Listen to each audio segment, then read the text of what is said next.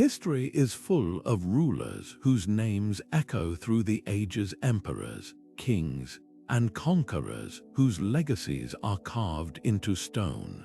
But what if the real power wasn't always in the hands of those who sat on the throne? Behind every great leader, there were often even greater manipulators, figures who operated in the shadows, pulling the strings of empires without ever stepping into the light. These were the puppet masters of the ancient world, the unseen architects of destiny who shaped the rise and fall of civilizations through whispers, schemes, and ruthless cunning. From the shadowy advisors of ancient China to the cunning courtiers of Rome, these individuals wielded power so subtly that their names have been all but erased from the history books. Yet their influence was undeniable, bending the course of events to their will while the world believed it was the emperor who held all the cards. Think about the most pivotal moments in history, the wars that redrew maps, the dynasties that rose and fell, the decisions that altered the fate of millions. How many of those turning points were orchestrated not by the ruler on the throne, but by someone standing just behind it? These master strategists understood something fundamental. True power doesn't always demand a crown.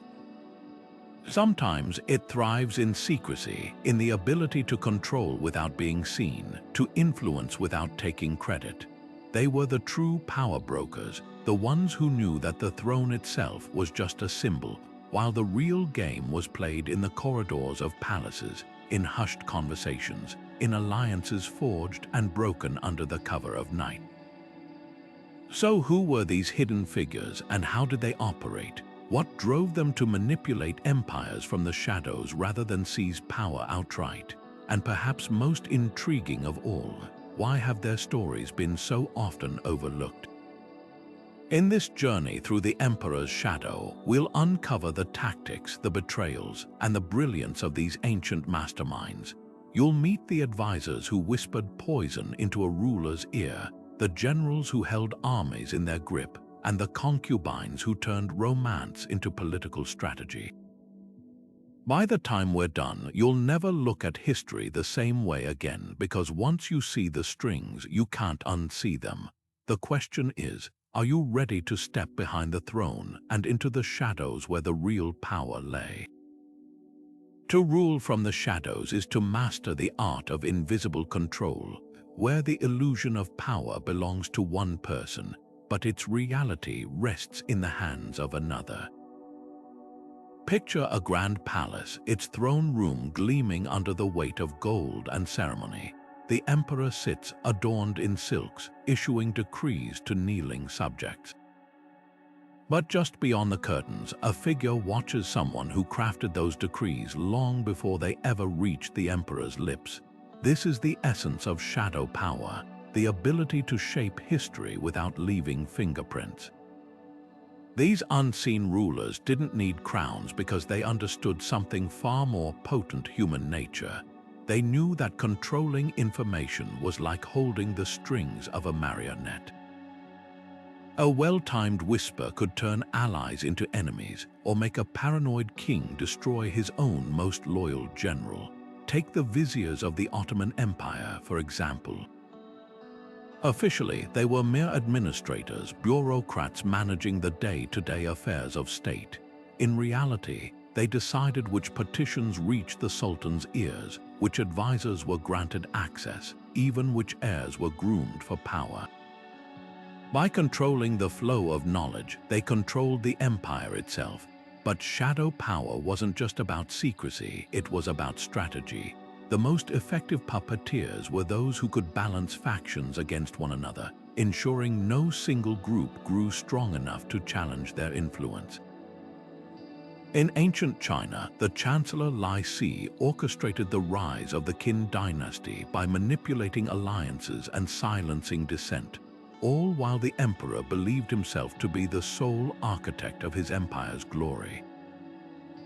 And in Rome, the Praetorian Guard, ostensibly the emperor's protectors, became infamous for deciding who would rule, often through assassination or coercion, then presenting their chosen candidate as the people's inevitable leader. What's fascinating is how these shadow rulers adapted to their cultures. In some courts, they played the role of the humble servant, their influence disguised behind flattery and deference. In others, they were feared enforcers, their reputations alone enough to bend the will of the nobility. But whether through charm or intimidation, their goal was always the same: to make the throne dependent on them, so that even the most powerful monarch became, in truth, their puppet. This phenomenon wasn't limited to any one civilization. It was a recurring pattern, a dark mirror to the official histories we're taught. Because while kings and emperors took credit for victories and bore the blame for defeats, the figures behind them often escaped scrutiny. Their legacies are whispers in the archives, hints in the margins of chronicles written by their enemies, yet their impact was undeniable. To understand how empires truly functioned, we must look beyond the throne, to the shadows where the real rulers waited. In the Forbidden City's gilded halls, where dragons coiled on every pillar and the emperor's word was law, an invisible war raged, one fought with ink and whispers rather than swords. The mandarins, China's scholar elite, wielded pens like daggers. These were men who'd spent decades memorizing Confucian classics to pass the imperial exams, earning the right to draft decrees and collect taxes. But their true power lay in the bureaucracy's labyrinthine rules, which they manipulated to slow-walk policies they disliked or fast-track favors for allies. A mandarin could strangle an emperor's reform with a single well-placed document, all while bowing deeply and murmuring, "As your majesty commands," yet even the mandarins feared the eunuchs. Stripped of family ties and physically separated from the dynastic bloodline, these men were paradoxically the emperor's most trusted confidants. They guarded the inner palace, controlled the imperial seal, and most crucially decided which messages reached the throne. A eunuch like Wei Zhongxian didn't just deliver reports, he edited reality itself. During the Ming dynasty, he exploited the teenage Emperor Changqi's love for carpentry by encouraging him to spend days crafting wooden toys while Wei ruled in his name. Officials who opposed him mysteriously vanished. Tax revenues flowed into his private coffers. At his peak, Wei forced ministers to build temples in his honor, as if he were a living god. How did society's outcasts become its puppet masters? The answer lies in proximity. Eunuchs slept outside the emperor's bedchamber. They heard his midnight fears and morning grudges. While mandarins debated philosophy in distant offices, eunuchs controlled the one currency that mattered in a palace: intimacy.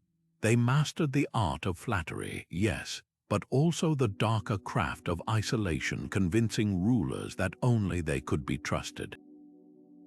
When the emperor wanly tried to bypass his eunuchs to communicate directly with officials, they intercepted his letters for years. The throne, for all its splendor, became a gilded cage. Rome's power brokers would have recognized these tactics instantly. Half a world away, another empire thrived on similar illusions, where the man who held the dagger often mattered more than the one who wore the purple.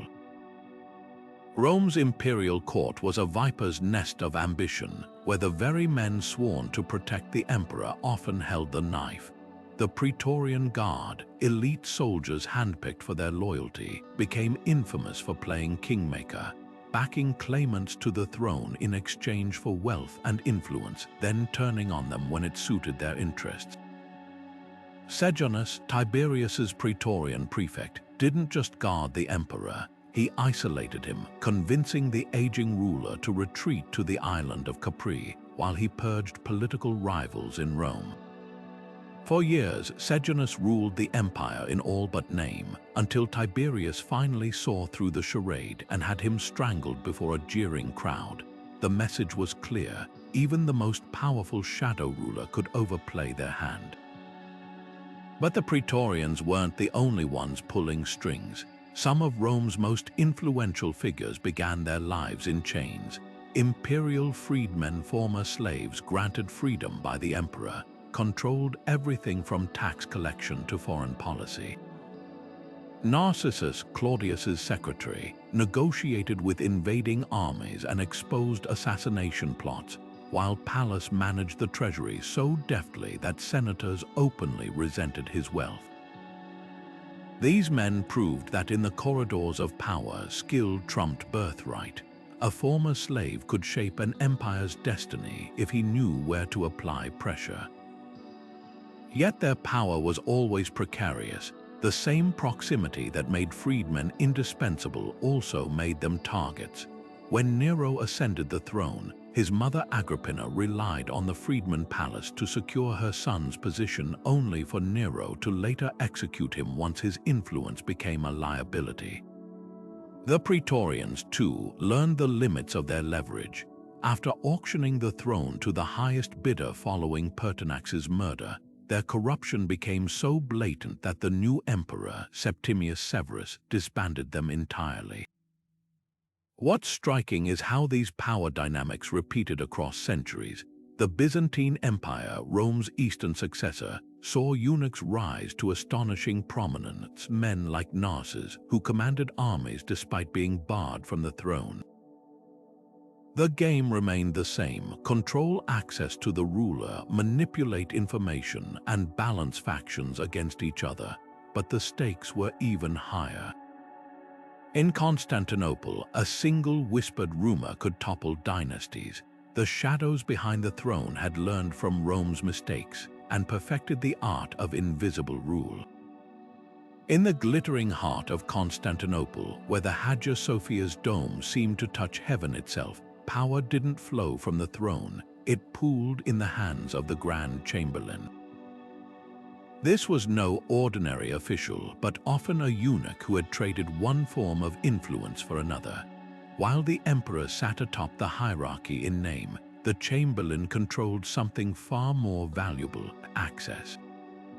Every petition, every visitor, every scrap of information passed through his hands before reaching the ruler's ears.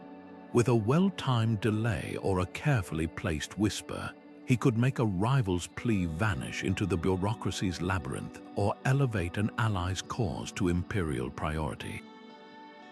Basil Lecapenus, a notorious chamberlain of the 10th century, didn't just manage the palace, he manipulated emperors like pieces on a chessboard, installing and deposing them while remaining untouchable behind his veil of servitude. Yet even the chamberlain had to tread carefully around the Varangian Guard. These towering mercenaries, recruited from Viking lands and later Anglo-Saxon exiles, were the empire's ultimate wildcards. Their axes gleamed at every coronation, their oath sworn not to bloodline or tradition, but to the heaviest purse. When the Emperor Nikephoros III was toppled, it was the Varangians who decided the pace of his downfall, first refusing to defend him, then ensuring his successor reached the throne unharmed. For the right price, their loyalty was a commodity, and savvy power brokers like the Chamberlain knew that controlling the guard's paymaster meant controlling the fate of empires. This delicate dance of influence reveals a truth darker than any palace conspiracy. Byzantium's stability depended on the very forces that could destroy it. The Chamberlain and the Varangians were checks on each other's power, a system designed so no single shadow could grow too long. But when that balance failed, the consequences were spectacular. In the 11th century, the Chamberlain John the Orphanatrophos engineered the rise of his brother, Michael IV, only for the Varangians to later turn on the dynasty when their payments dried up. The throne became a prize fought over by invisible hands. its occupants less rulers than temporary placeholders in a game they seldom understood. What made Byzantium's shadow government so effective was its sheer durability. While Roman power brokers had risen and fallen with dizzying speed, the Byzantine system institutionalized their roles. The chamberlain's office outlasted emperors, the Varangians served dynasty after dynasty. This wasn't chaos, it was a machine, one where the gears of power turned smoothly precisely because they were hidden. And as we'll see, the Islamic world's viziers would take this blueprint and refine it further, weaving religion and bureaucracy into a web even the most powerful sultans struggled to escape. If the Byzantine court was a machine of hidden gears, the Islamic world perfected the art of shadow governance through two seemingly opposite forces: the razor-sharp efficiency of viziers and the whispered intrigues of the harem. At first glance, these power centers appeared worlds apart, one dominated by scholarly men drafting decrees in sunlit offices, the other by women maneuvering in perfumed chambers behind locked doors. Yet both understood that true authority thrived where the ruler's gaze seldom reached. Take the Abbasid vizier Jafar al-Barmaki, whose family became synonymous with bureaucratic brilliance. Serving under the legendary Caliph Harun al-Rashid, Jafar didn't just implement policy, he designed the empire's very framework. His officials collected taxes with mathematical precision. His spies monitored dissent in distant provinces, and his patronage network stretched from Baghdad's markets to the frontiers of Persia. For 17 years, he was the unseen hand guiding the caliphate's golden age, so indispensable that Harun reportedly told him, "You are my other half." But that very indispensability became his undoing. When the caliph abruptly ordered Jafar's execution, the lesson was clear: no vizier, no matter how brilliant, could outshine the throne itself. Yet while viziers ruled through ink and ledgers, the harem operated on an entirely different currency: intimacy.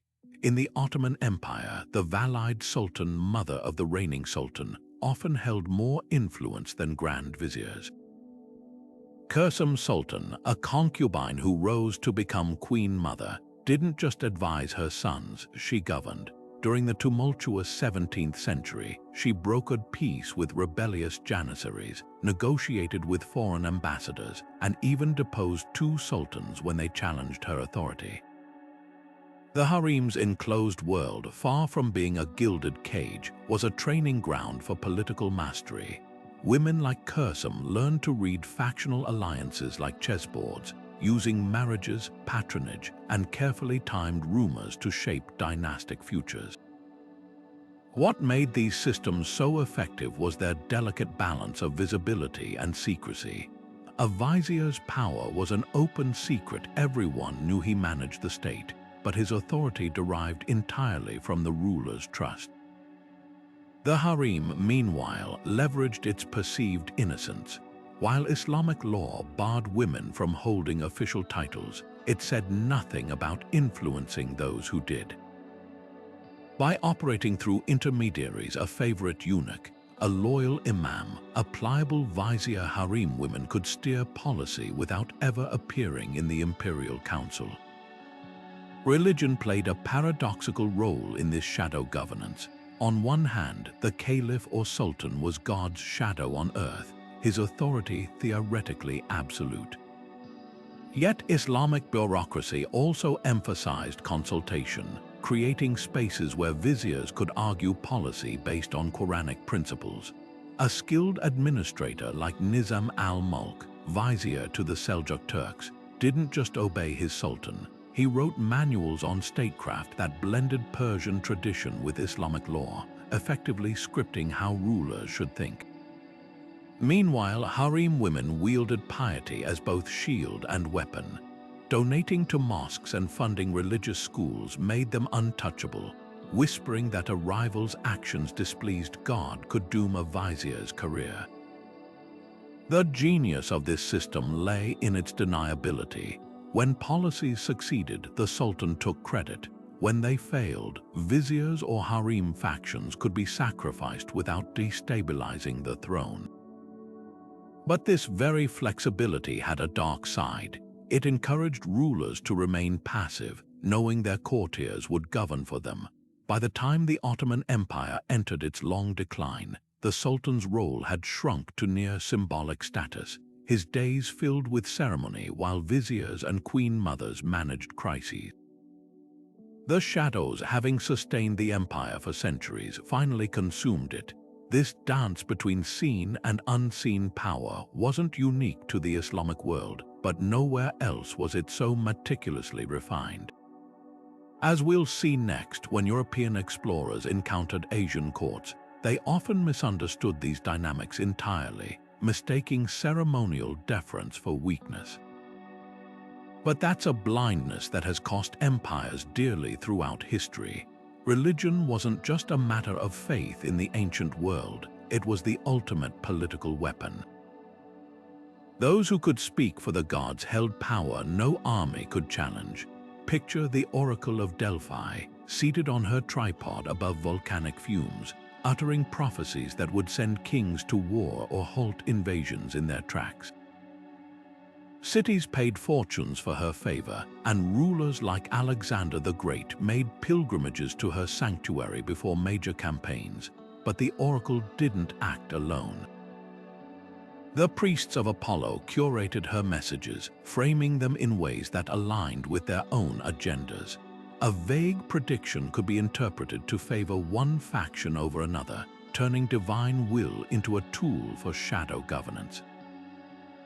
Egypt's priesthood took this a step further. While pharaohs were worshipped as living gods, it was the temple scribes who managed the kingdom's grain stores, calculated flood cycles, and recorded the will of the gods in sacred texts. When Akhenaten tried to break their power by replacing Egypt's pantheon with a single sun god, the priests bided their time. After his death, they erased his name from monuments and restored the old order, proving that even a god-king couldn't outlast the institutions behind him. In Japan, the Fujiwara clan turned religion into a dynastic strategy. By marrying their daughters to emperors and placing family members as high priests of Shinto shrines, they controlled both the spiritual and political legitimacy of the throne. Emperors who resisted found themselves retiring to monasteries under pressure, while Fujiwara regents ruled in the name of child heirs. Their genius lay in making their dominance seem like tradition rather than tyranny, a divine order that required no force to maintain. But when spiritual authority and political ambition collided, the fallout could reshape empires.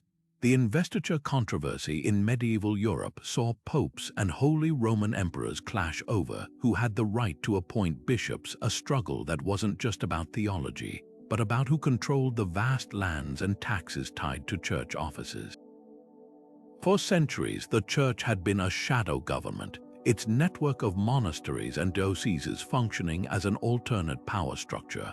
Rulers who challenged it, like Henry IV, found themselves excommunicated and kneeling in the snow at Canossa, begging for forgiveness. This fusion of faith and control created systems where rebellion was unthinkable, not because of armies, but because dissent meant defying the gods themselves. Yet even these sacred levers of power had their limits. When priesthoods became too wealthy or too overt in their manipulation, backlash often followed. The same temples that legitimized rulers could also become targets, their treasures looted by kings desperate to break free from their influence. Which brings us to another invisible force that shaped empires, not the word of gods but the weight of gold. If religion was the soul of shadow governance, money was its lifeblood. From the Silk Road to the Mediterranean, control over trade routes and treasuries allowed advisors, merchants, and even slaves to bend kingdoms to their will, often without anyone noticing until it was too late. Gold has no loyalties, it flows where power gathers, and those who controlled its currents shaped empires without ever wearing a crown. In Carthage, The merchant families who dominated the Senate didn't just trade spices and silks, they decided whether the city went to war or sued for peace. When Hannibal marched his elephants across the Alps, it wasn't just for glory, it was because the Barca family's commercial rivals in Spain threatened their monopoly. The battlefield was an extension of the ledger, and every soldier's life was weighed against potential profits. Venice's doges may have presided over ceremonies in their gilded robes, but real power pooled in the counting houses of the Rialto. The Medici Bank didn't just finance Europe's wars, it decided which claimants to the throne received loans and which were left bankrupt. When Cosimo de' Medici was exiled by political rivals, he didn't raise an army, he simply called in his debts. Within a year, the city begged him to return. Money wasn't just a tool, it was a weapon, and the Medici wielded it with surgical precision. Ancient India's guild leaders proved that commerce could outlast dynasties. The Sangam texts describe merchant councils so powerful that kings consulted them before raising taxes or declaring war. A guild like the Mandarins, which controlled the pepper trade, could strangle a kingdom's economy by redirecting caravans or hoarding grain. When the Chola Emperor Raja I built his vast navy, it wasn't just for conquest, it was to protect the guilds whose taxes filled his coffers. What's fascinating is how these economic puppeteers avoided the throne's dangers. A king could be overthrown, but a banker, his influence was woven into the fabric of daily life. When the Sasanian Empire fell to Arab invaders, the Bukharan merchants simply adapted, switching their allegiances while keeping their trade networks intact. They understood that crowns changed hands, but caravans had to move regardless of who ruled. Yet shadow governance through wealth had its limits. The same Florentine bankers who made kings could be ruined by a single defaulted loan. When England's Edward III refused to repay his debts to the Bardi and Peruzzi families, it triggered a financial collapse that shattered Florence's economy.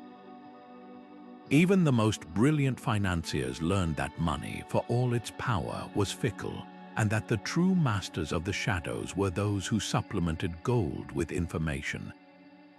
Because while wealth could buy armies, it was knowledge that secured their loyalty. Behind every merchant prince and moneylender stood networks of spies, scribes, and informants, the unseen hands that turned profit into power. And as we'll see next, these intelligence networks didn't just report on threats. They manufactured realities, bending perceptions until even emperors couldn't tell where truth ended and deception began. Information was the lifeblood of shadow rule, but collecting it required more than just spies. It demanded an entire invisible architecture of whispers and watchful eyes. The Persian Empire's eyes and ears of the king weren't just agents, they were bureaucrats, merchants, even traveling poets, all funneling secrets back to the throne through a relay of coded messages. A provincial governor might dismiss a humble rug seller at his court, never suspecting the man's dyes concealed maps of rebel hideouts. What made these networks so formidable wasn't just their reach, but their deniability. When the satrap of Lydia suddenly fell from grace, no one could prove the eyes and ears had orchestrated his downfall, only that the king seemed inexplicably well informed. China's secret police, the Jinhua, took surveillance to chilling new heights. Clad in distinctive yellow robes, they operated with the emperor's divine mandate, rooting out corruption or fabricating it when convenient. Their interrogation methods were legendary. A suspect might awaken to find his house surrounded by agents who'd been watching silently for days, but their true power lay in psychological terror. A single Jinhua agent at a banquet could freeze conversation as officials suddenly weighed every word. By the Ming dynasty, they didn't even need to arrest anyone. Their reputation alone made dissenters vanish into self-imposed silence. Rome's frumentarii began as humble grain collectors, a cover that gave them perfect access to every province's warehouses and taverns. Over time, their duties expanded to include tax adjustments, a euphemism for extortion, and discreet removals of problematic officials. When Emperor Domitian needed dirt on senators, the frumentarii planted slaves in households as scribes or cooks, turning domestic servants into unwitting informants. Their system was so effective that when Constantine disbanded them for brutality, he simply replaced them with the agents in Rebu's same shadows, different name. Byzantium's crypteia, however, mastered the art of the invisible knife. Unlike Rome's brash centurions, these operatives blended into the masses, their assassinations staged as accidents, a fatal slip in the bathhouse, a sudden illness after a shared meal. Their most infamous operation involved slowly poisoning a general's wine over months, letting nature disguise their hand. But their real innovation was compartmentalization. No single agent knew the full network, making the machine unstoppable even if parts were exposed. Yet for all their lethality, these organizations paled next to the most overlooked intelligence operatives of the ancient world, women. Denied formal power, they perfected the art of gathering secrets through the one arena always open to them, social bonds. In Rome, the Vestal Virgins' sacred inviolability made them ideal conduits for messages between warring factions. A scroll left at the Temple of Vesta might pass through a dozen hands before reaching its recipient, with no man daring to intercept it. Byzantine aristocrats like Theodora, wife of Justinian, maintained sprawling networks of silk traders and midwives who reported everything from grain shortages to bedroom gossip. Theodora's early years as an actress gave her an unparalleled understanding of human weakness. She knew which officials gambled away state funds, which bishops kept mistresses, which generals feared their own troops. When the Nika riots nearly toppled Justinian, it was Theodora's spies who identified the rebel leaders' hiding places, allowing their swift execution. But perhaps no one weaponized social invisibility like Japan's Niobe, the ladies-in-waiting of the imperial court. While samurai focused on honor codes, these women decoded the real battles happening over tea ceremonies and fan painting lessons. A Niobe might spend years gently steering her mistress toward a politically advantageous marriage, all while compiling dossiers on rival clans. When the Terra and Minamoto clans clashed, it was often Niobe who provided the tipping point intelligence, a whispered confession overheard during a poetry contest, or a lord's incautious remark to his favorite consort. What set these female networks apart wasn't just their methods, but their longevity. Male spies rose and fell with regimes, but women's influence often spanned generations. A Byzantine matriarch might train her granddaughter in the same cipher techniques she'd used decades earlier, while Japanese Niobe passed down secret lexicons disguised as embroidery patterns. Their systems endured because they were baked into the fabric of daily life, so ordinary as to be unremarkable, yet so pervasive that no conspiracy could flourish beyond their reach. In the end, the most powerful spies weren't the ones lurking in alleyways, but those who moved freely in the light, trusted precisely because they were underestimated. Their greatest weapon wasn't stealth, but the arrogance of those who never thought to watch the watchers. Behind every great dynasty, there were women who mastered the art of invisible rule, not with swords but with strategy.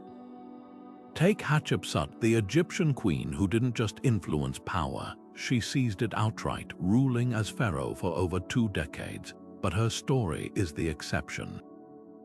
Most women in the shadows worked through subtler means, bending patriarchal systems to their will without ever claiming the throne. Agrippina the Younger, mother of Nero, didn't need a crown to control Rome. She married an emperor, bore another, and poisoned a third, all while maintaining the illusion of the dutiful Roman matron.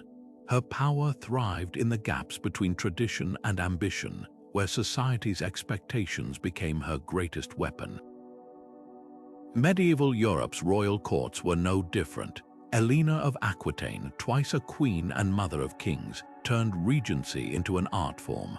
When her son, Richard the Lionheart, left for the Crusades, she didn't just keep the throne warm. She crushed rebellions, negotiated treaties, and even personally escorted his bride across war-torn territories.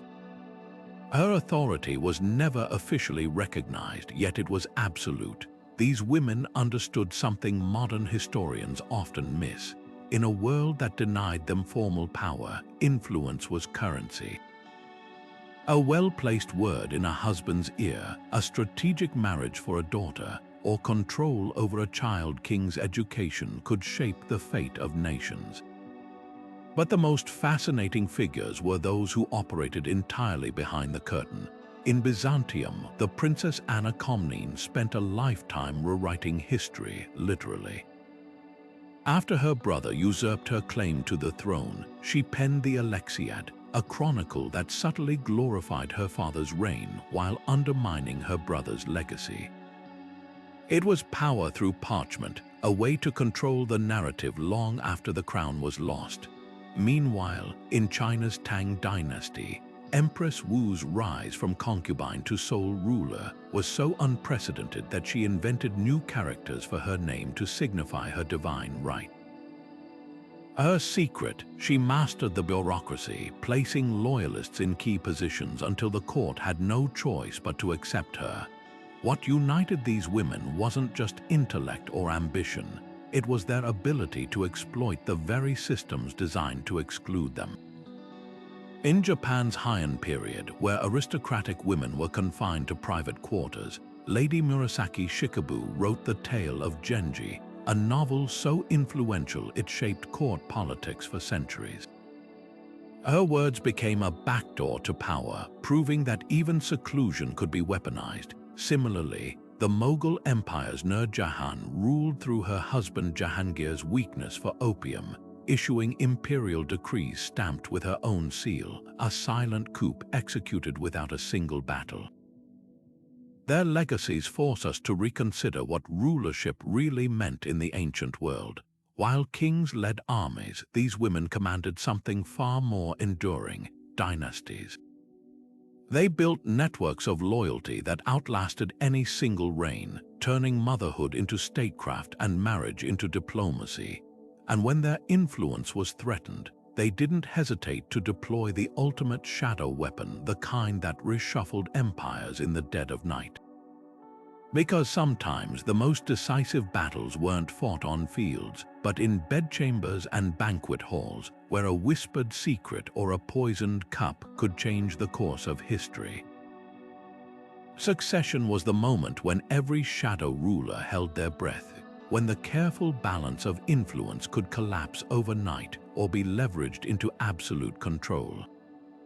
In the Ottoman Empire, the law of fratricide allowed new sultans to execute their brothers to prevent civil war, but it was the queen mothers and grand viziers who often decided who lived and died.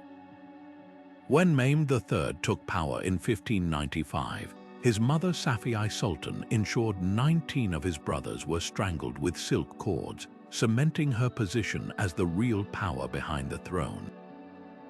The corpses weren't just a display of brutality, they were a message to the court. The old alliances were dead, and only those who bowed to the new order would survive. But succession crises didn't always end in bloodshed. Sometimes they unfolded like carefully staged theater. In Byzantium, the Porphyrogenitos, princes born in the purple, were groomed from birth to project legitimacy, their very existence a deterrent to would-be usurpers. Yet even this sacred status could be manipulated. When the Emperor Basil II died childless, his sister Zoe and her advisors spent days parading his corpse through Constantinople, propping it on the throne to buy time while they negotiated with rival factions. The dead emperor, it turned out, was still a useful puppet. The most brilliant shadow rulers turned chaos into opportunity. During the War of the Roses in England, Margaret of Anjou didn't just fight for her husband Henry VI's throne, she weaponized his madness. While his bouts of incapacitation left the kingdom vulnerable, Margaret ruled as regent, using his illness to sideline nobles and install loyalists. Her real masterstroke, though, was convincing the court that Henry's moments of clarity were divine miracles, reinforcing her authority as God's chosen steward. It was a dangerous game. When Henry briefly recovered, his own proclamations undermined her carefully constructed narrative. But for years, she proved that a throne's emptiness could be filled by whoever controlled the story.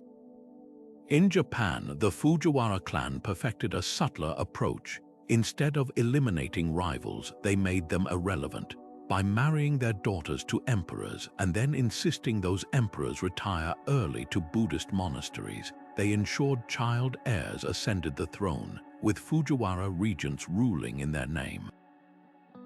The genius of this system was its illusion of continuity. Each transition appeared orderly, even pious, while the clan's grip on power tightened. When an emperor like Go Sanjo tried to break free by issuing edicts without Fujiwara approval, they simply waited him out. His reforms died with him and the cycle resumed. What these strategies reveal is a pattern far older than any dynasty. Power abhors a vacuum. When a throne hung in the balance, the most ruthless or cunning moved fastest. But the true architects of shadow rule knew that lasting control required more than seizing the moment. It demanded reshaping the very rules of succession, turning what looked like chaos into a system that served them. And no one understood this better than the kingmakers who didn't just exploit crises, they engineered them. Succession wasn't just a transfer of power, it was a battlefield where the real rulers revealed themselves. When a king or emperor drew his last breath, the struggle for control didn't begin, it simply shifted from whispers to open warfare.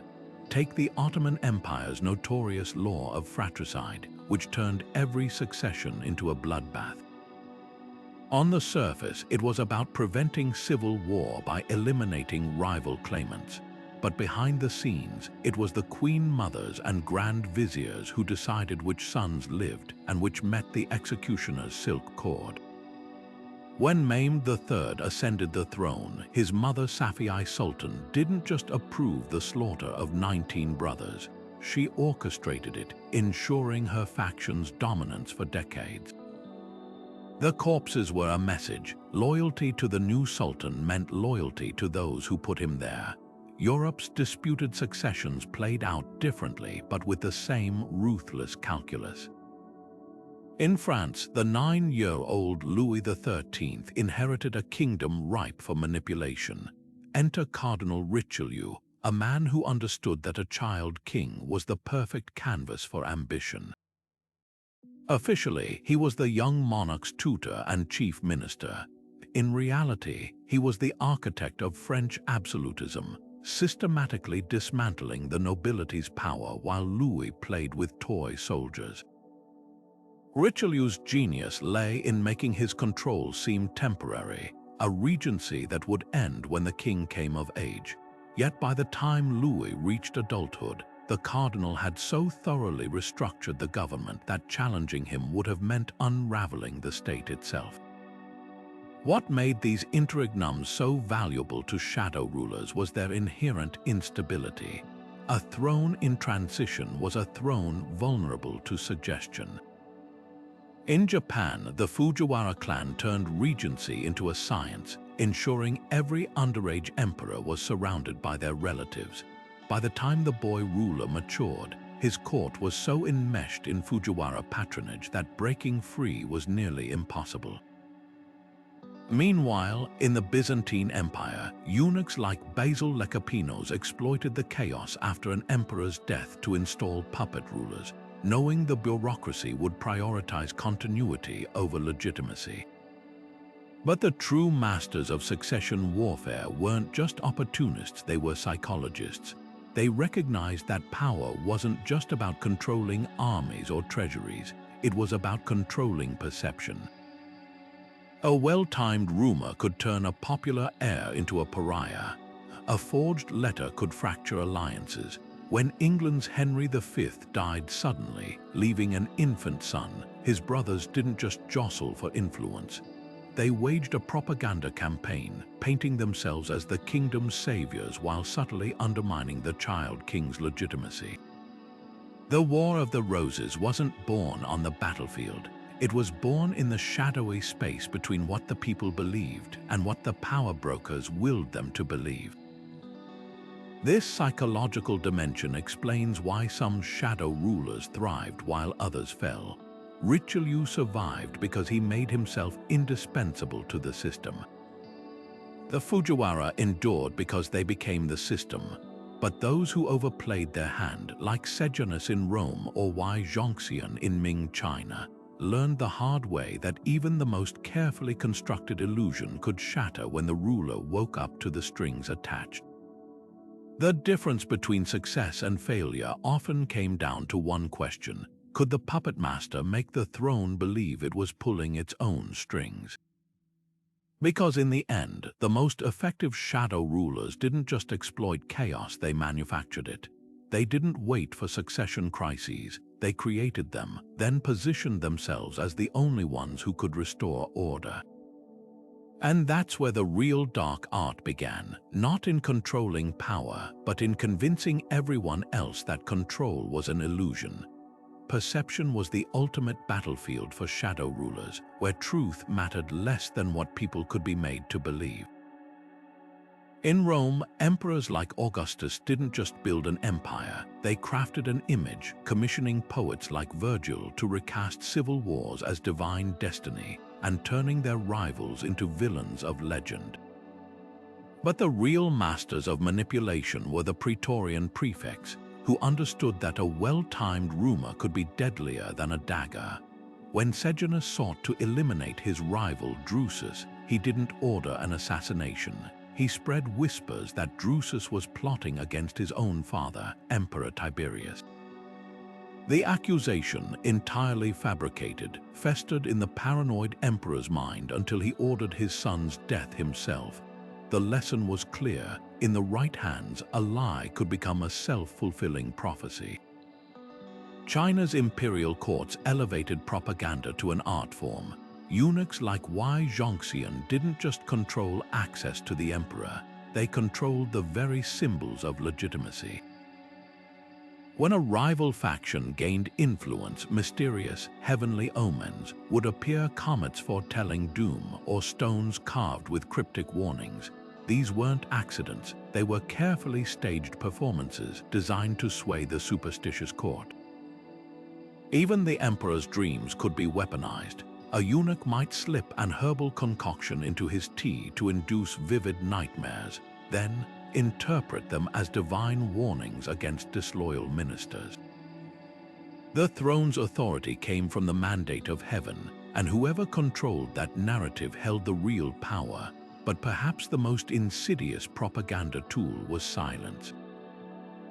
Byzantine emperors employed a corps of censors known as the Wall of Secrets, whose job wasn't to spread misinformation but to erase it. A general who won too many battles might find his victories scrubbed from official records, his name conspicuously absent from victory parades. The message to ambitious subjects was unmistakable. Glory flowed through the emperor alone, and those who outshone him risked becoming ghosts in their own histories. Legal systems, however, provided shadow rulers with something even more potent than rumors: the illusion of legitimacy. Rome's jurists didn't just interpret laws, they twisted them to serve the powerful, crafting loopholes that turned republic into empire. When Augustus declared himself first among equals, he wasn't just modest, he was exploiting a legal fiction that masked his absolute authority. Similarly, the Ottoman Grand Viziers presided over courts where justice was technically blind, but verdicts invariably favored those who enriched the Sultan's coffers. Law became theater, with judges playing their parts in a script written behind closed doors. The genius of these systems lay in their deniability. When a rival fell, it wasn't because of backroom deals, it was the will of the gods or the verdict of the court. Shadow rulers understood that legitimacy wasn't about fairness, it was about plausibility. As long as the masses believed the system worked, they'd never question who was pulling its strings. And that's where the true power lay, not in breaking the rules, but in rewriting them so subtly that no one noticed the pen was in someone else's hand. Laws were never just about justice, they were the ultimate smokescreen for shadow rulers to consolidate power while appearing to uphold order. Take Justinian's Code, that monumental legal reform that still influences modern law. While Emperor Justinian took the credit, it was his minister Tribonian who shaped its every clause. A brilliant jurist with a network of loyal judges, Tribonian ensured the new laws favored his allies, stripping power from old aristocratic families while centralizing authority in the hands of the emperor, and by extension, his own bureaucracy. The genius of his scheme, he made oppression look like progress. By codifying Roman law, he gave the empire the illusion of fairness while quietly rigging the system. England's Magna Carta tells a similar story of power masquerading as principle. The rebellious barons who forced King John to sign that parchment in 1215 weren't just fighting for liberty, they were securing their own privileges. Clause after clause protected their lands from royal seizure, guaranteed their inheritance rights, and even dictated how often the king could demand their military service. For ordinary Englishmen, almost nothing. The barons framed their revolt as a stand against tyranny, but the document they crafted was a masterpiece of self-interest disguised as constitutionalism. Centuries later, we remember it as a cornerstone of democracy, but in that moment it was pure realpolitik, a handful of elites rewriting the rules to lock in their advantage. The Ottoman Empire's canon laws reveal an even darker truth. Legalism could be wielded like a scalpel to excise dissent. Suleiman the Magnificent didn't just issue decrees, he let his grand viziers craft them with deliberate ambiguity. A law against corruption might suddenly be interpreted to remove a rival governor. A statute praising loyalty could become grounds for executing anyone deemed insufficiently devoted. The Sultan's signature lent these edicts divine authority, but the viziers held the pen. What's chilling is how these tactics persist. Modern lobbying, gerrymandering, and even regulatory capture are just polished versions of the same game. Power brokers writing the fine print that determines who wins and who loses. The difference is that today's shadow rulers wear suits instead of robes, and their decrees come stamped with corporate letterheads rather than imperial seals.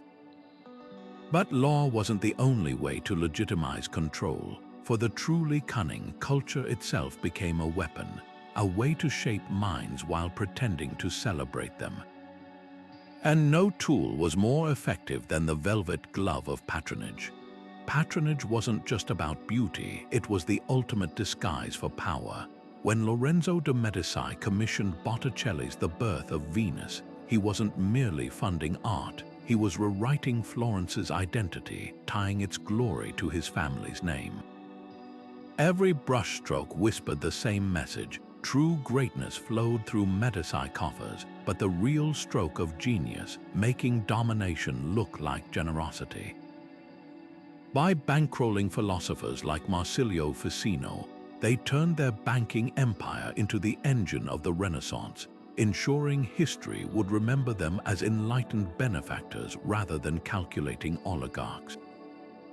Persian viziers played the same game with even higher stakes.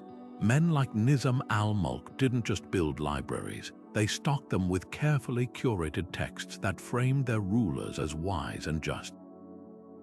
The grand madrasas of Isfahan weren't just schools, they were factories producing loyal bureaucrats steeped in the ideologies their patrons favored. Control the books, and you control how future generations interpret your reign. Even Alexander the Great understood this, hauling libraries worth of Persian scrolls back to Greece not as trophies, but as blueprints for legitimizing his conquests. Yet the most cunning patrons were those who weaponized culture against their enemies. When the Roman Emperor Augustus rebuilt Athens' war-shattered agora, he wasn't just healing old wounds, he was erasing the memory of his rival Mark Antony, who'd positioned himself as a Hellenistic hero. Every marble column rising from the ruins was a silent rebuttal to Antony's legacy, a physical rewrite of history. Centuries later, the Mughal Emperor Akbar would do the same, commissioning lavishly illustrated manuscripts that depicted his Hindu allies as equals, subtly undermining the warlords who opposed his pluralistic vision. But why did these schemes eventually crumble? Because soft power has a fatal flaw. It depends on perception. The moment people saw through the illusion, the whole facade collapsed. The Medici learned this the hard way when Savonarola's fiery sermons turned Florence against their corrupting patronage, burning Botticelli's paintings in the bonfire of the vanities. And when Persia's grand viziers grew too overt in their censorship, scholars simply fled to rival courts, taking their knowledge and their loyalty elsewhere. The downfall of shadow rulers often began with a single misstep, overestimating their own invisibility.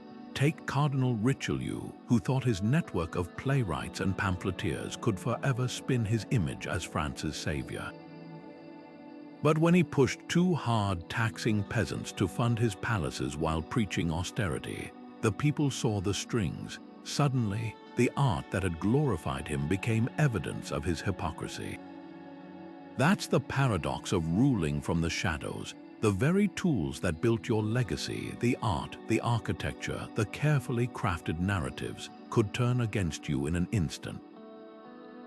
Because culture doesn't belong to the patron, it belongs to history, and history has a way of peeling back the gilding to reveal the raw ambition beneath.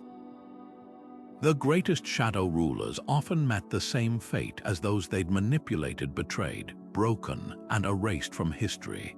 Their downfall wasn't just a twist of fate, it was the inevitable result of a dangerous game where visibility meant vulnerability.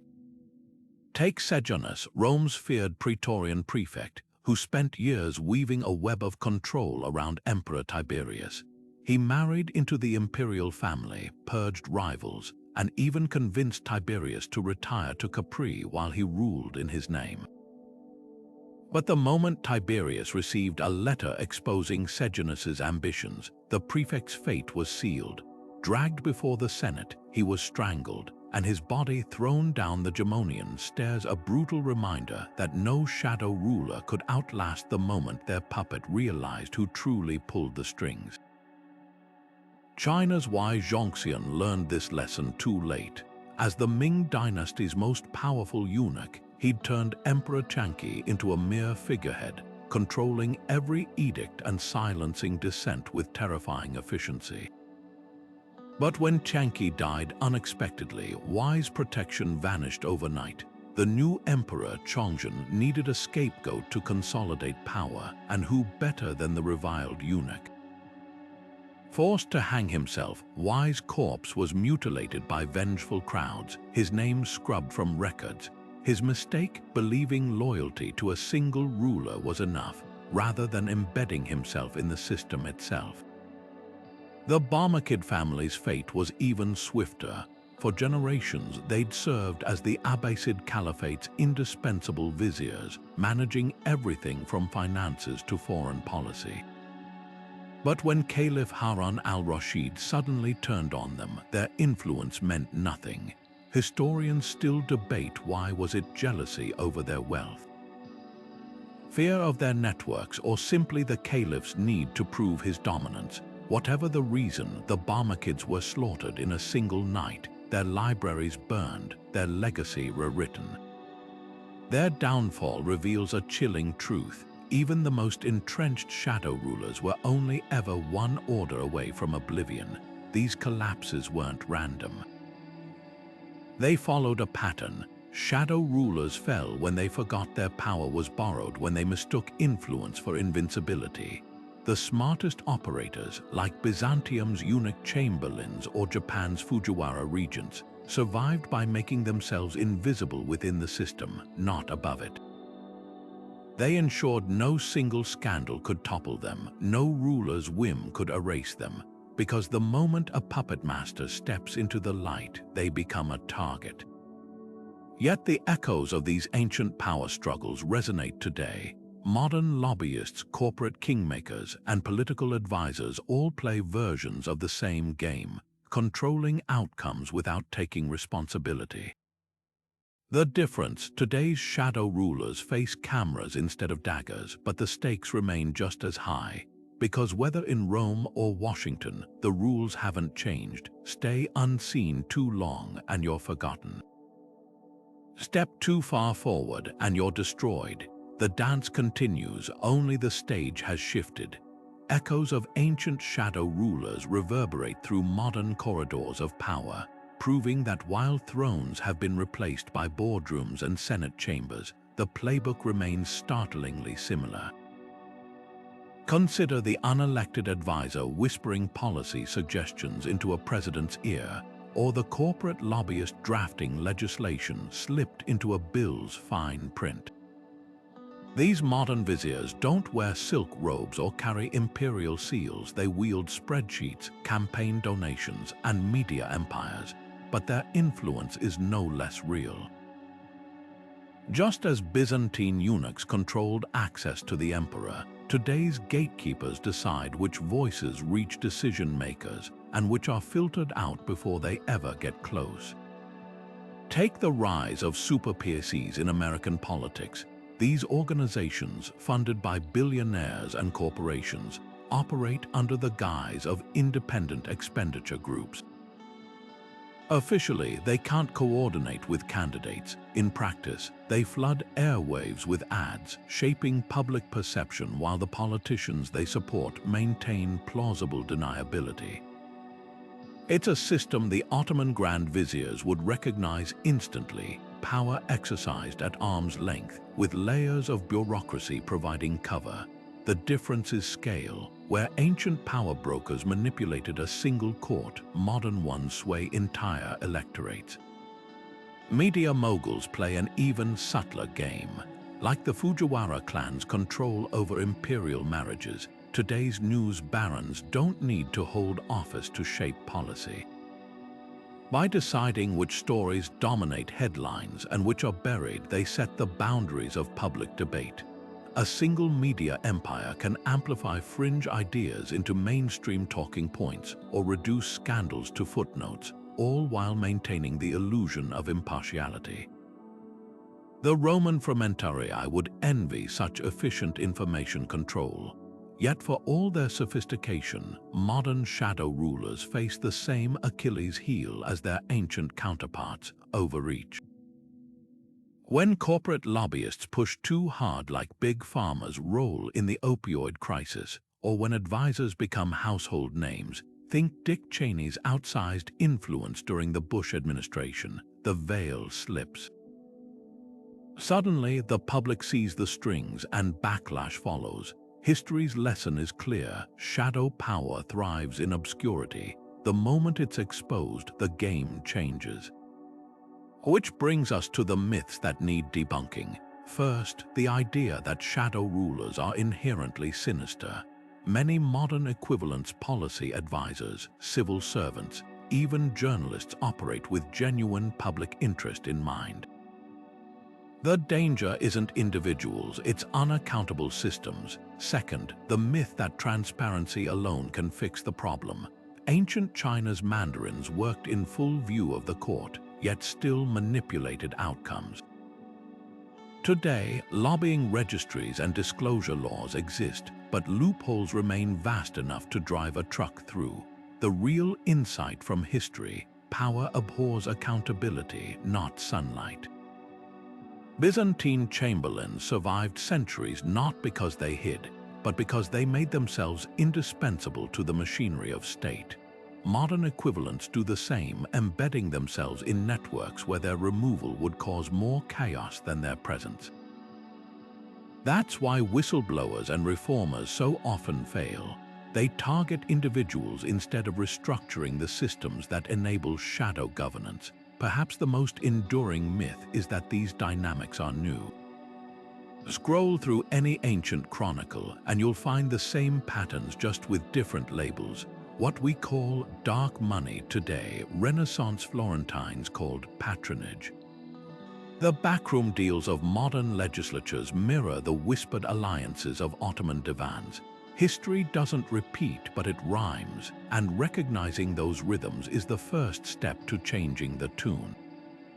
Because the greatest power shadow rulers ever wielded wasn't wealth or connections, but the illusion that their influence was inevitable. Once that spell is broken, everything becomes possible.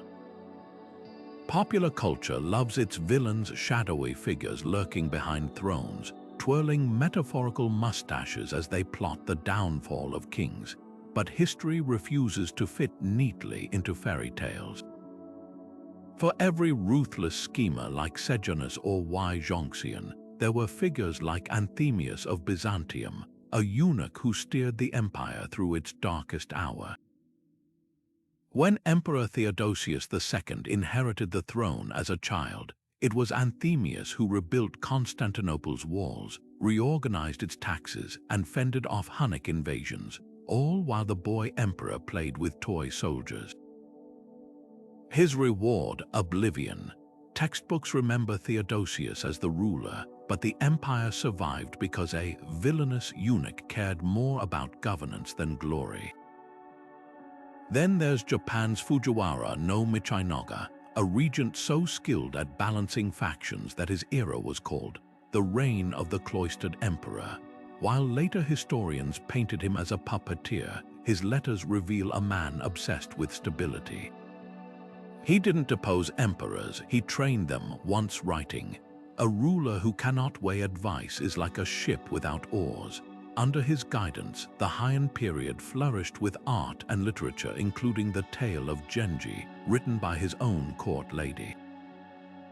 This wasn't the work of a mustache-twirling tyrant, but a reluctant strategist who believed chaos was the greater evil. Even the infamous Borgias of Renaissance Italy defy easy categorization. Lucrezia Borgia, immortalized as a poisoner in pop culture, was actually a skilled diplomat who governed Spoleto so fairly that citizens petitioned to keep her. Her real crime, being a woman in a world that preferred its female power brokers to fit the femme fatale mold. Meanwhile, her father Pope Alexander VI, often depicted as a monster, stabilized the Papal States after centuries of infighting. His methods were brutal, yes, but so were the times. What these figures share isn't villainy but pragmatism.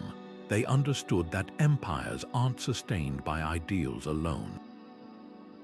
When the Mughal Emperor Akbar's Hindu wife Mariam-uz-Zamani financed merchant fleets to Mecca, she wasn't just enriching herself, she was weaving economic ties that held the empire together. Her ships flew under Portuguese flags, a detail bigots later twisted into treason, ignoring how her deals prevented coastal wars. The truth is, shadow rulers were as varied as the cultures they inhabited. Some, like China's Empress Dowager Cixi, clung to power at all costs. Others, like Byzantium's John the Orphanatrophos, used their influence to shelter orphans and fund hospitals. To dismiss them all as power-hungry monsters is to miss history's most enduring lesson. The line between hero and villain often depends on who writes the chronicles. Which raises a fascinating question: who were the forgotten figures who shaped history without recognition? The scribes who edited royal decrees, the nurses who raised future kings. The translators who brokered peace between empires. Their stories may be lost, but their fingerprints are everywhere. Because power isn't just about who sits on the throne. It's about who sharpens the quills, counts the coins, and decides which voices get heard. And sometimes those quiet hands change the world more than any crown ever could. Forgotten shadows, unsung architects of history, beyond the famous names, countless lesser-known advisors and regents shaped events. From the Mayan holy men to African griots, these figures deserve their place in the narrative. Their stories enrich our understanding of global power structures. Now, let's consider the ethical dilemmas of shadow governance. Imagine a Mayan priest standing atop a pyramid, interpreting the movement of Venus to declare the perfect day for war. To the people, his words were divine. To the king, they were strategy. These holy men didn't just perform rituals, they curated reality itself, using celestial patterns to validate political decisions. A well-timed eclipse could justify delaying a campaign until supplies arrived, or hasten an attack before rival city-states could unite. Their power wasn't written on stelae, but etched into the collective psyche of empires. Half a world away, the griots of West Africa wielded a different kind of influence. More than storytellers, they were living archives, their verses encoding the genealogies and treaties that bound kingdoms together. A griot could subtly reshape history by emphasizing one ancestor's bravery over another's treachery, steering alliances with nothing but a well-placed refrain. When Sundiata Keita founded the Mali Empire, it was his griot Bala Faseke who ensured the narrative favored unity over old tribal grudges. The throne built the empire, but the griots made it stick. These unsung architects force us to confront an uncomfortable truth. Shadow governance wasn't always sinister. Sometimes it was survival. In medieval Korea, the Yongbin scholar officials who manipulated weak kings weren't just power-hungry. They were preventing warlords from fracturing the peninsula. Their backroom deals kept the peace, even as they lined their own pockets. The same paradox appears in the Ottoman Empire's devshirme system, where enslaved Christian boys, taken from their families, rose to become viziers who often governed more justly than the hereditary nobility.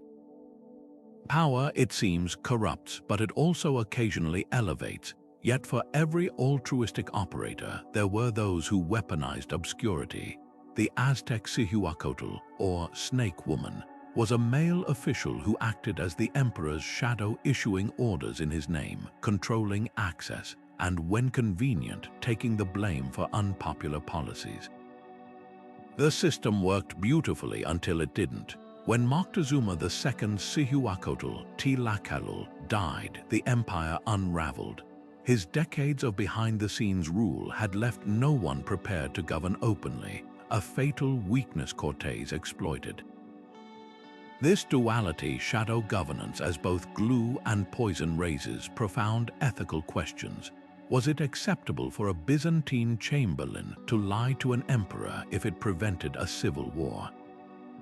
Could a Ming dynasty eunuch justify embezzling taxes if he used the funds to feed starving provinces the bureaucracy ignored? History offers no easy answers, only patterns. The most enduring shadow rulers understood that power, like light, is easiest to control when refracted, scattered through layers of deniability and tradition until its source becomes impossible to pinpoint.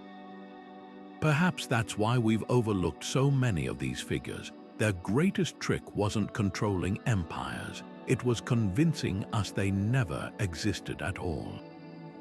Power thrives in ambiguity, and nowhere is this more evident than in the moral gray zones of shadow governance.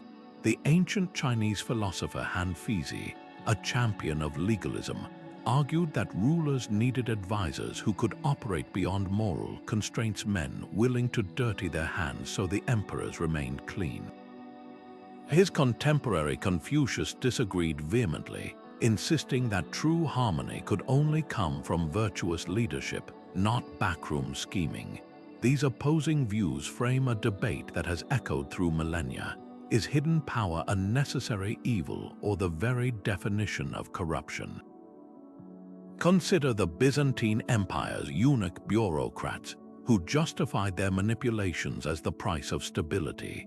When Emperor Justinian's plague ravaged reign teetered on collapse, it was the chamberlain Narses who quietly redirected grain shipments to starving provinces, bypassing corrupt governors. Was his circumvention of the law an act of corruption or salvation? Similarly, the Ottoman Grand Vizier Sokollu Mehmed Pasha kept the empire functioning during 3 successive sultans' incompetence, even as his secret treaties with Venice would have scandalized the court. His defenders claimed he prevented collapse. His critics saw a man who made tyranny efficient. Machiavelli cut through the debate with brutal clarity in The Prince, arguing that morality was a luxury rulers, and by extension their advisors, could seldom afford. His infamous justification of deception, "The ends justify the means," finds eerie parallels in the Tokugawa shogunate's shadow governance. The Roju, or senior counselors, maintained peace for over 2 centuries by staging elaborate charades, allowing regional lords to believe they had autonomy while quietly ensuring every decision aligned with Edo's interests. To the samurai class, this was dishonorable manipulation. To the peasants spared constant warfare, it was pragmatic genius. Yet history also offers cautionary tales of shadow power's corrosive effects. The Roman Republic's decline began when backroom deals between senators and generals replaced open debate. By the time Augustus declared himself first citizen, the Senate had already hollowed itself out through secret alliances and under-the-table bribes, a lesson modern democracies ignore at their peril. Technology has transformed these age-old dynamics, but not abolished them. Where once eunuchs controlled palace couriers, today's algorithms curate the information that reaches world leaders. Lobbyists no longer need to whisper in marble corridors. They can shape policy through data-driven persuasion campaigns invisible to the public. The dark art of manufacturing consent, which medieval popes achieved through controlled church councils, now operates through social media echo chambers and micro-targeted ads. The most profound shift lies in accountability. Ancient shadow rulers faced physical limits. A vizier could only influence those within earshot. Today's digital kingmakers operate at planetary scale, their reach amplified by networks that leave no paper trail. When Byzantine chamberlains altered documents, scribes might notice erased ink. When modern platforms tweak their algorithms, the changes vanish into code. This isn't just evolution, it's mutation. The same tools that could expose corruption, whistleblower platforms, blockchain transparency, also enable new forms of obfuscation, deepfakes, encrypted backchannels. The eternal struggle between light and shadow continues, but the battlefield has expanded beyond palaces into the very infrastructure of our digital lives. The question is no longer whether hidden power exists, but whether humanity can develop systems to control it before it controls us. Technology has always been the silent partner of shadow rulers, evolving from wax-sealed scrolls to encrypted servers while keeping its core purpose unchanged. Whoever controls the flow of information controls the empire. Ancient Assyrian spies used clay tablets inscribed with cuneiform to report rebel movements along trade routes, their messages baked hard in the sun to prevent tampering. Centuries later, Renaissance cryptographers like Leon Battista Alberti crafted cipher wheels for papal correspondence, ensuring only trusted eyes could read the Vatican's secrets. The tools grew sophisticated, but the game stayed the same. Knowledge was power, and power demanded secrecy. Fast forward to the digital age, where algorithms have replaced oracles. Social media platforms now perform the same function as Byzantine courtiers once did, curating what reaches the ruler's attention. A modern political advisor doesn't need to burn inconvenient scrolls. They can simply tweak a content moderation filter or purchase targeted ad space to drown out dissent. The Chinese Communist Party's Great Firewall operates on principles any Ming Dynasty censor would recognize: isolate the throne from disruptive ideas and shape reality through controlled narratives. Even cryptocurrency, hailed as a tool for transparency, has birthed dark web markets where influence is traded as ruthlessly as Roman senators once bartered provinces. Yet for all their innovations, today's shadow operatives face the same pitfalls as their predecessors. Edward Snowden's leaks exposed how digital surveillance could backfire, just as the Roman frumentaries' brutality eventually led to their dissolution. WikiLeaks' Julian Assange played the role of a digital Balthasar Gerards, toppling modern-day power brokers with stolen documents, only to find himself trapped in the same cycle of exile and persecution that doomed Renaissance whistleblowers. The lesson: technology amplifies power, but it also amplifies vulnerability. The personal toll of this shadow warfare is where history's whispers grow loudest. Consider the fate of Thomas Cromwell, Henry VIII's fixer, who engineered marriages and executions with equal precision until the axe fell on his own neck. Or the Soviet Union's Lavrentiy Beria, Stalin's spymaster, who compiled dirt on everyone including his boss only to be executed without trial when the tide turned. These weren't just professional collapses, they were psychological unravelings. Living in the shadows corrodes the soul, demanding constant vigilance against allies who might become accusers and truths that might become weapons. Modern examples abound. Facebook's early executives, who built algorithms to maximize engagement without foreseeing their role in radicalization, now speak of shame and regret. Intelligence analysts tasked with drone targeting suffer PTSD at rates matching frontline soldiers. The human cost of shadow governance isn't measured in gold or territory, but in the quiet moments, the sleepless nights wondering if today's necessary lie will become tomorrow's unanswerable crime. What's rarely acknowledged is how these systems punish idealism. Ancient Chinese eunuchs who entered service to reform the bureaucracy often found themselves corrupted by its machinery. Similarly, Silicon Valley engineers who joined tech giants to connect the world became complicit in attention-mining economies. The darkest truth about shadow power isn't that it attracts monsters, it's that it transforms ordinary people into them, one compromised principle at a time. Perhaps that's the most enduring lesson from history's unseen rulers. Power doesn't just conceal actions, it distorts identities. The Byzantine chamberlain who starts by fudging tax reports to feed orphans ends up forging assassination orders. The Renaissance banker who justifies one shady loan to fund a cathedral becomes a systemic risk. Today's content moderator, trained to remove violent imagery, soon learns that their mental health is collateral damage in the war for user engagement. The shadows don't just hide deeds, they erase the line between noble sacrifice and moral surrender, and so we're left with a paradox. The same technologies that make shadow governance more potent encryption, AI, big data, also make it more fragile. A single leak can topple regimes now, just as a clumsy assassination once could. The difference is scale. Where ancient conspirators manipulated courts, today's puppeteers manipulate continents.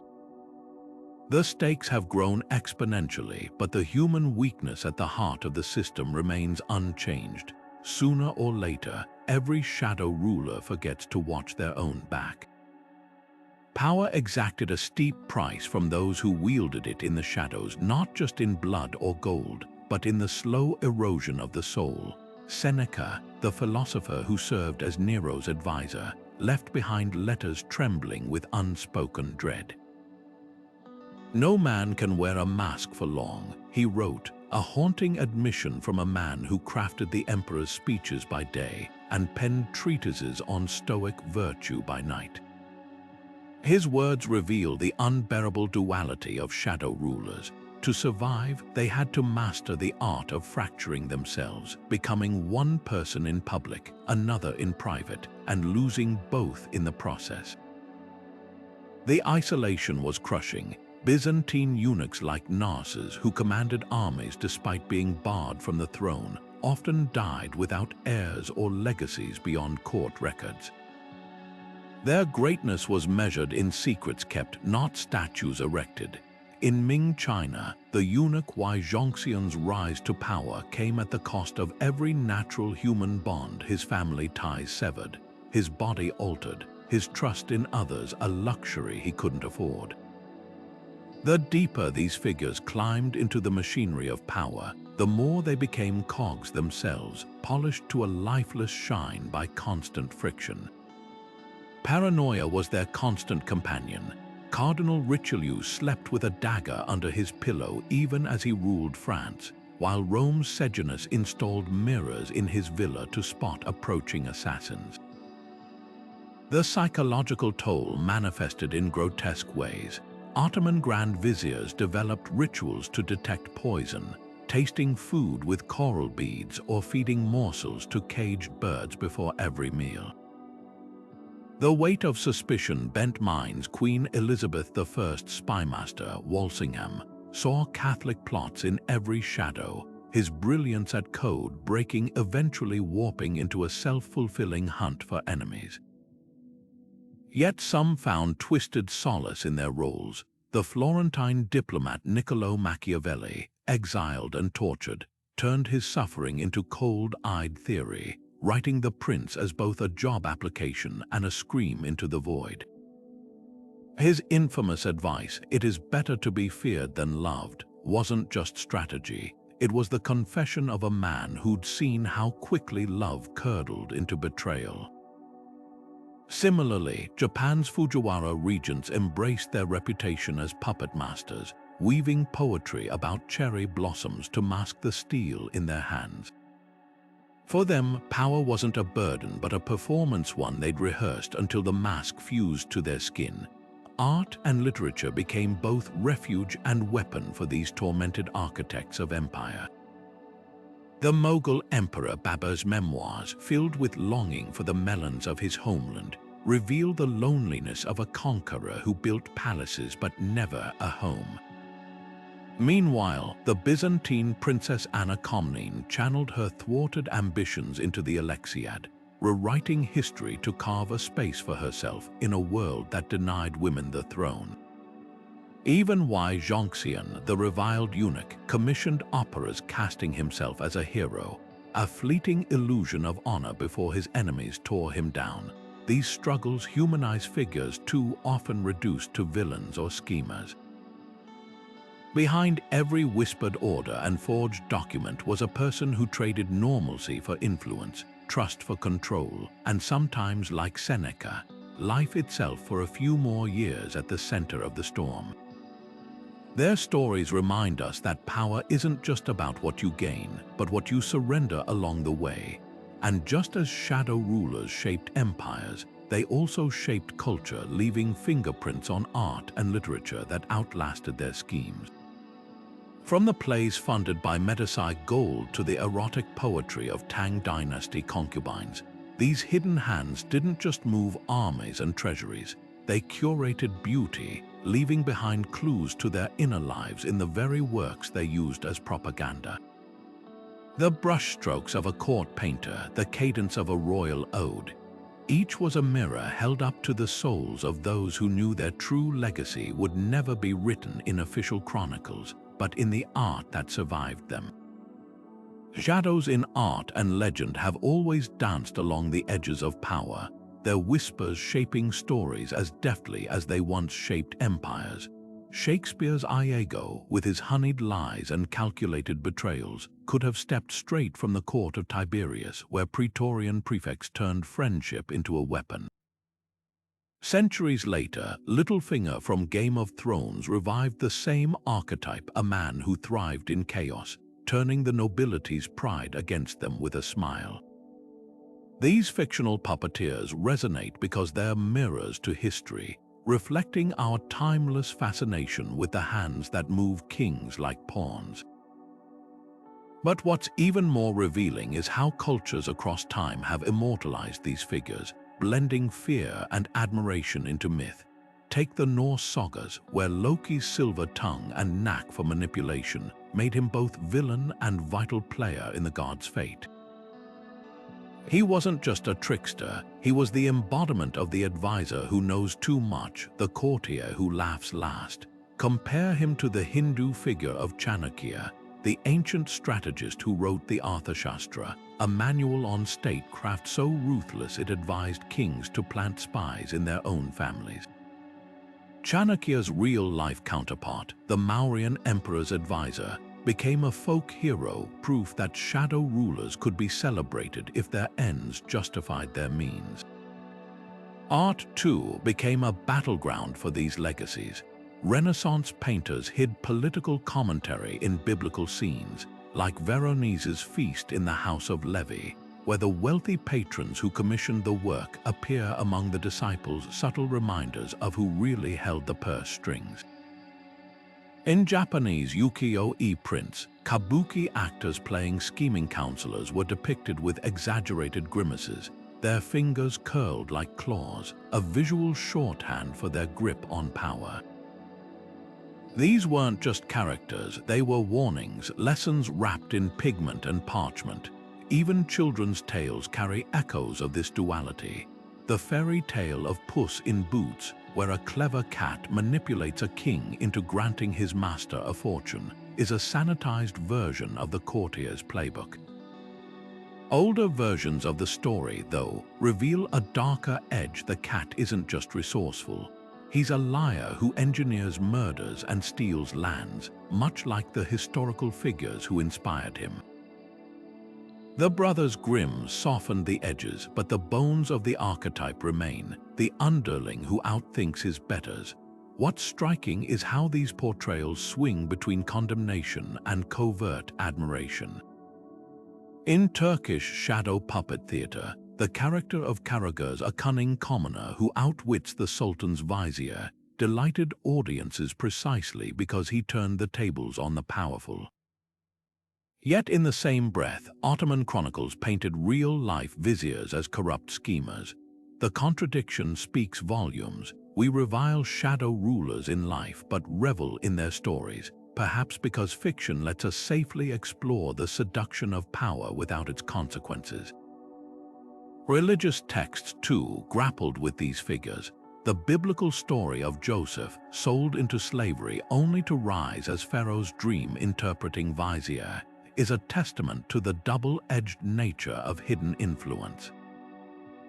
Joseph saves Egypt from famine, yes, but his policies also centralize wealth and land under the throne, leaving the people dependent.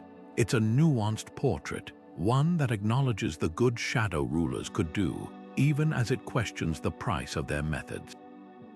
Modern media continues this tradition, but with a twist. Where past cultures used myth to process their anxieties about power, today's shows like House of Cards or The Crown blur the line between history and speculation.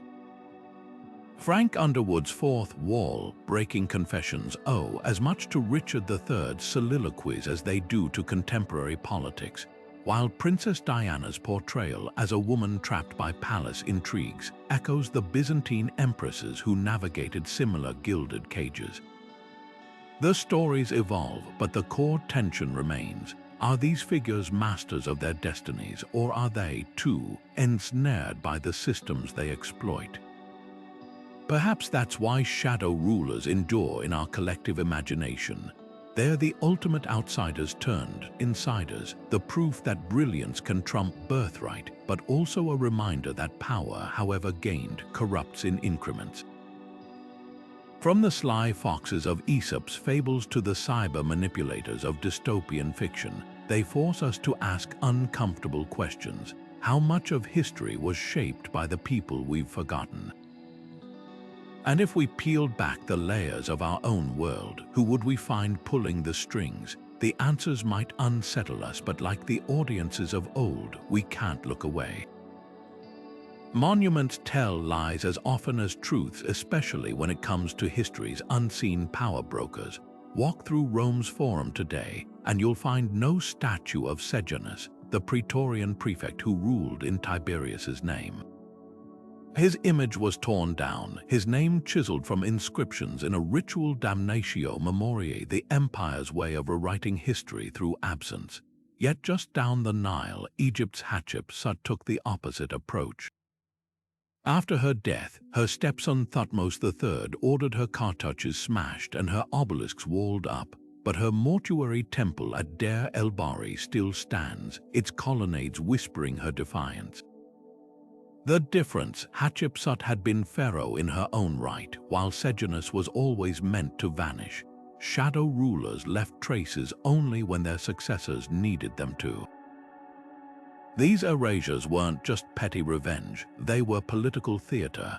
When China's Qin Shi Huang unified the warring states, his chancellor Lai Si orchestrated the burning of Confucian texts to consolidate ideological control. Yet Lai Si's own legacy was purged after his execution, his administrative reforms credited to the emperor alone. The message was clear: innovation could be remembered, but the innovator had to disappear.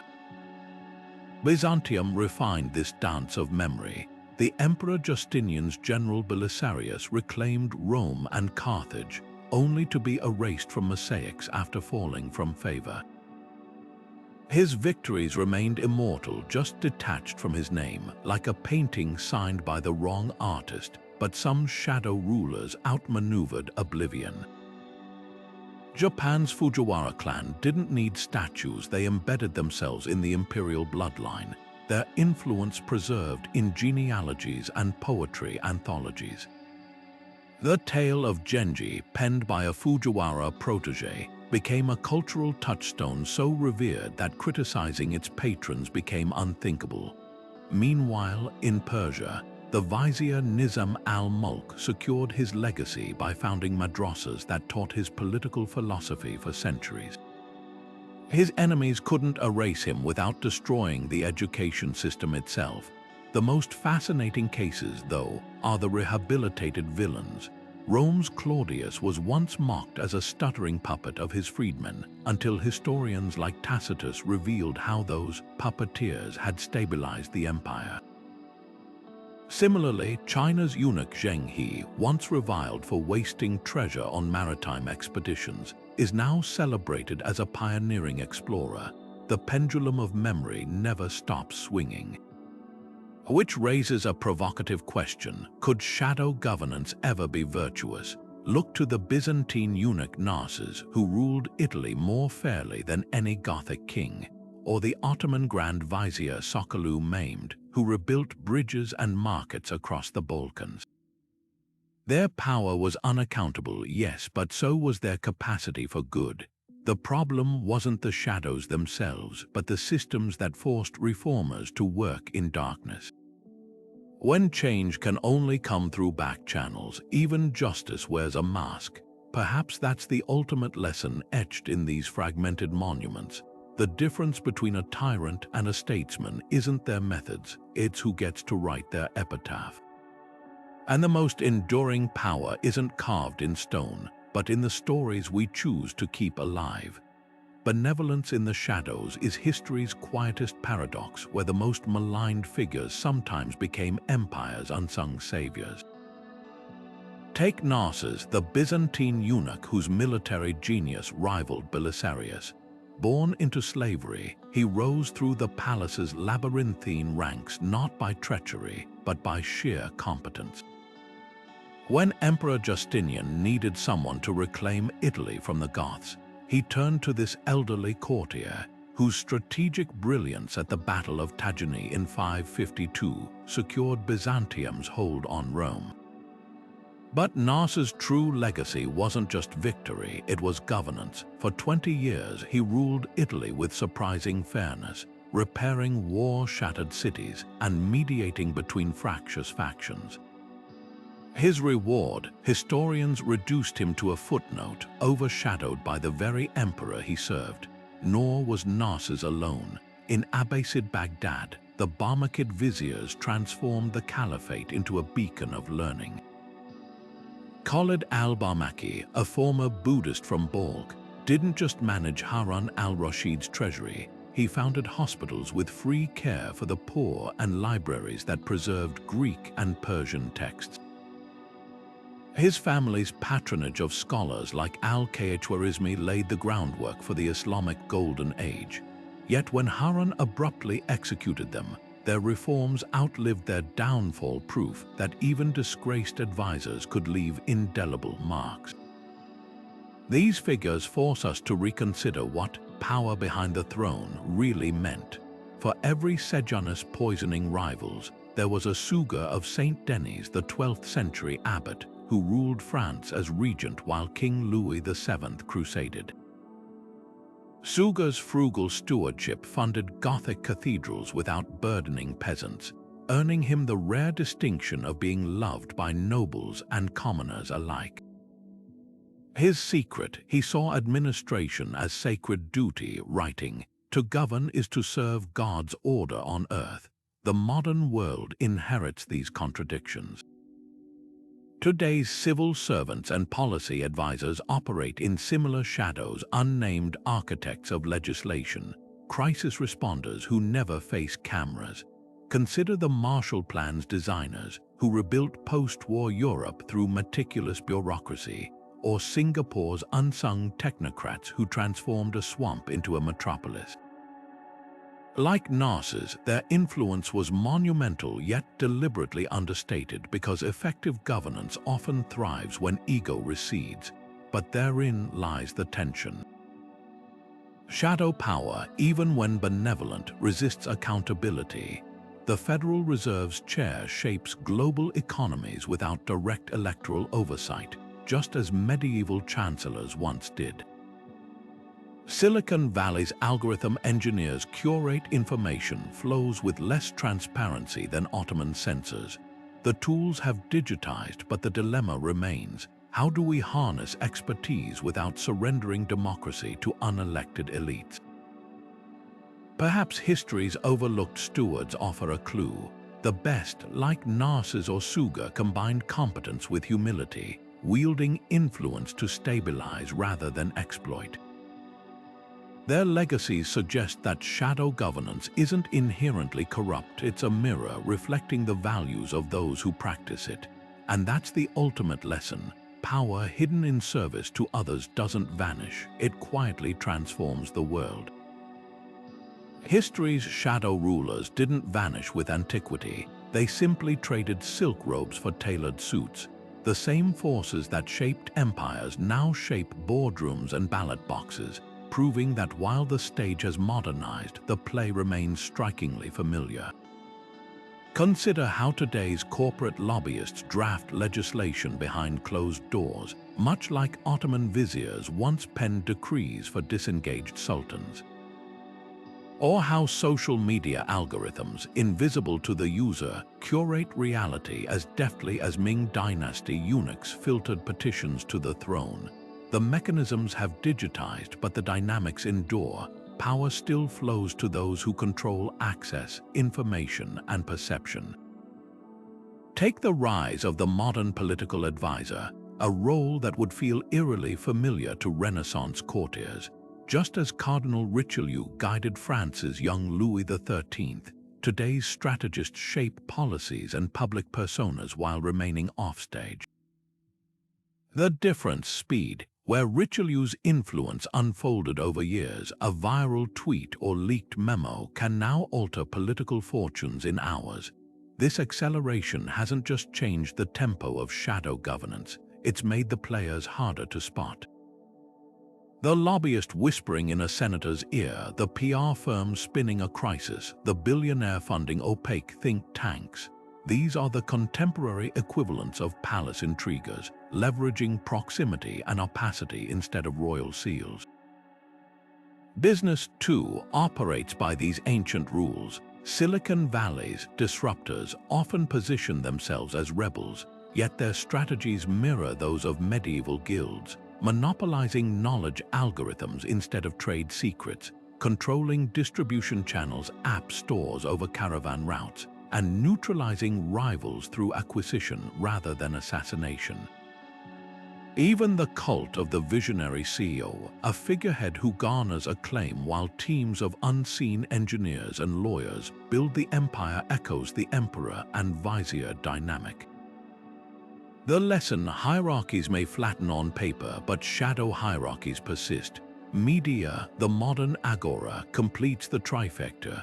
News outlets and platforms don't just report events, they frame them, much like Byzantine chroniclers who emphasized certain battles while omitting others. A single influencer's viral post can shift public discourse as decisively as a Fujiwara regent steering an imperial edict. The key difference is scale. Where ancient whisper networks reach dozens, digital ones sway millions. This democratization of influence might seem empowering, but it also amplifies historical dangers like the Roman fragmentariized disinformation campaigns, now turbocharged by bots and deepfakes. Recognizing these patterns isn't about cynicism, it's about literacy. When we spot the hallmarks of shadow power, obscure decision-makers, information asymmetries, the concentration of unaccountable influence, we gain agency. Citizens can demand transparency laws that pierce the veil of dark money. Employees can question corporate structures where real authority lies with unnamed stakeholders. Voters can scrutinize the advisors behind their leaders. History's greatest safeguard against manipulators was never eliminating shadows. It was teaching enough people to see in the dark.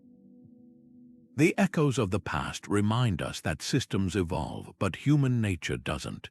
Power still abhors a vacuum, and those who crave it will always seek its quieter levers. Yet for all their sophistication, today's shadow rulers face a challenge their predecessors didn't: an informed public armed with the lessons of history. The puppeteers of old relied on our ignorance. Their modern heirs thrive only if we choose to look away. So the next time you witness a sudden policy shift, a meteoric corporate rise, or a narrative that feels too perfectly crafted, ask the oldest question in the book: who stands to benefit?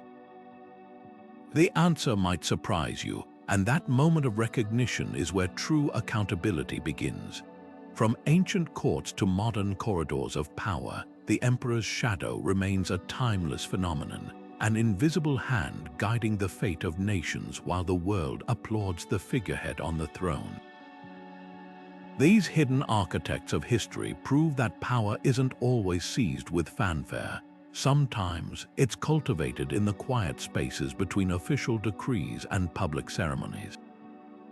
The viziers whispering in caliphs' ears, the eunuchs controlling imperial seals, the financiers pulling strings behind democratic elections, they all share one understanding: true influence often lies in the margins, where scrutiny fades and manipulation thrives. What's striking isn't just the persistence of shadow governance, but how little its core tactics have changed. The Roman fragmentariized network of informants finds its echo in today's data-driven surveillance states. The Fujiwara clan's control over Japanese emperors mirrors modern political dynasties where unelected advisors shape policy. Even the Medicized banking empire has its counterparts in the dark money funneling through super PCs. The tools have evolved algorithms instead of oracle bones, encrypted messages replacing wax-sealed scrolls, but the game remains the same. Control the flow of information, and you control the narrative. Yet this isn't just a story of manipulation, it's a testament to human ingenuity. For every tyrant enabled by shadow rulers, there were also reformers like Byzantium's Narses or the Abbasids' Barmakids, who used their unseen influence to rebuild cities and advance knowledge. Power, after all, is a tool. Its morality depends on the hands that wield it. The real lesson here is about awareness. When we recognize these patterns, the gatekeepers, the curated narratives, the systemic leverage points, we gain the ability to question, to resist, or at the very least to see the strings before they pull us. So as we close this journey through history's back corridors, consider the modern shadows shaping our world.